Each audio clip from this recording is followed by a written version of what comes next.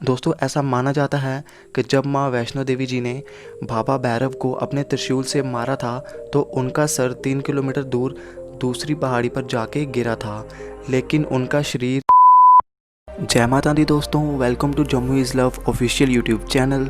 सो video का title और thumbnail देखकर आप समझ ही गए होंगे कि आज की जो वीडियो होने वाली है उसमें हम माँ वैष्णो देवी के बारे में बात करने वाले हैं। मैं आपको श्री माता वैष्णो देवी के बारे में कुछ फैक्ट्स बताने वाला हूँ, कुछ अनसुनी बातें बताने वाला हूँ। उम्मीद करता हूँ आपको ये वीडियो पसंद आएगी। तो चलिए बिना टाइम वेस्ट करे हम अपनी वीडियो को शुरू करते हैं। दोस्तों, माँ वैष्णो देवी जी का दरबार जम्मू शहर से 50 किलोमीटर की दूरी पर कटरा में है, जिसमें आपको जम्मू से कटरा पहुंचने में 1 से 1.5 घंटे का टाइम लग जाता है। उसके बाद आपको वहां से पैदल यात्रा स्टार्ट करनी होती है।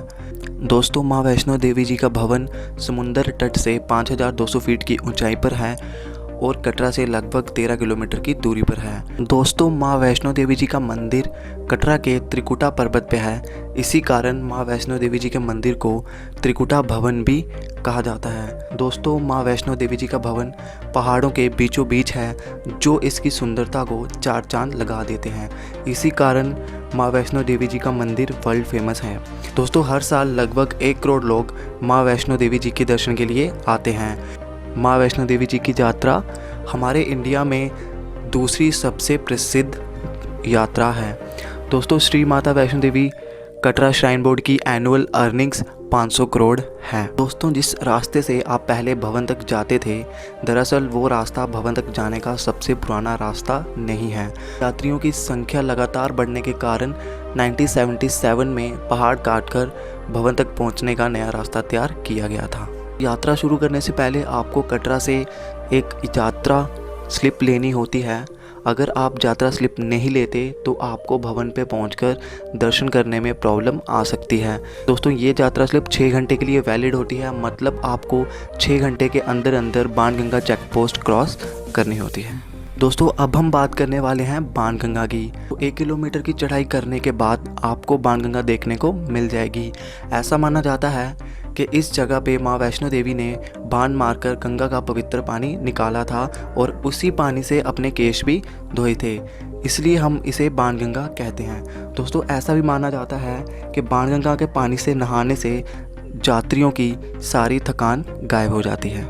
थोड़ी और ऊपर चढ़ते ही आपको चरण पादुका देखने को मिल जाएगी, जिसमें आपको माता रानी के चरण देखने को मिल जाएंगे। दोस्तों, यात्रा के पूरे रास्ते में आपको स्पीकर्स देखने को मिल जाते हैं, जिसमें आपको भक्ति सॉन्ग सुनने को मिल जाएंगे, जो कि आपको हर टाइम यात्रा से जोड़े रखते हैं। माँ वैष्णो देवी जी की आरती भी आपको इन्हीं स्पीकर के जरिए सुनने को मिल जाएगी, चाहे आप रास्ते में किसी भी जगह पे हों। है ना कमाल की बात। 6 किलोमीटर की चढ़ाई करने के बाद आप अर्धकुंवारी पहुंच जाओगे।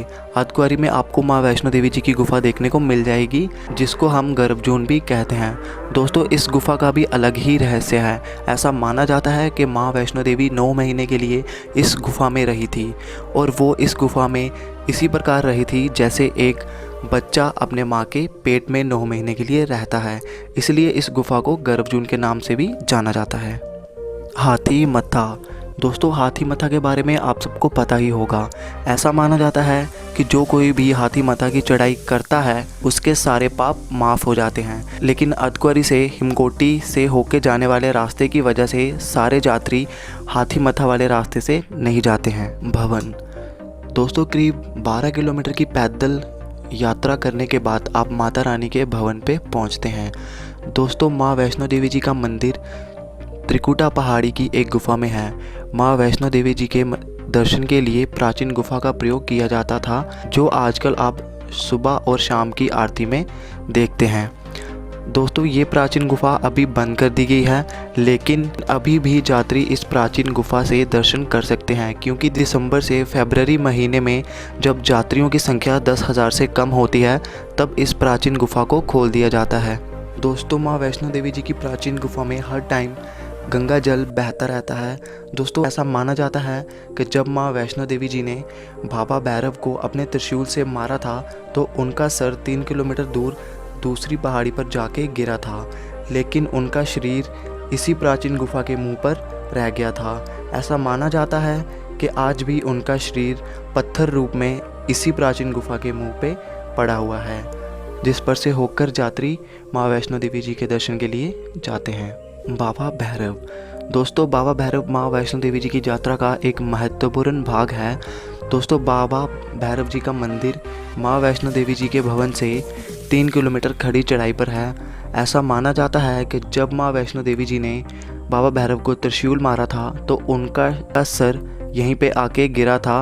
उसी जगह पे आपको आज बाबा भैरव का मंदिर देखने को मिल जाएगा। दोस्तों, ऐसा माना जाता है कि माँ वैष्णो देवी जी के दर्शन के बाद अगर आप बाबा भैरव के दर्शन नहीं कर लोगे तब तक आपके दर्शन पूरे नहीं होंगे।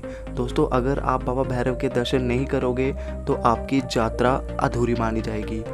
तो आप बाबा भैरव जी के दर्शन भी ज़रूर करें। दोस्तों, आज की वीडियो में बस इतना ही। उम्मीद करता हूँ आपको ये वीडियो पसंद आई होगी। अगर आपको ये वीडियो पसंद आई है तो लाइक, शेयर और सब्सक्राइब करना बिल्कुल ना भूलें।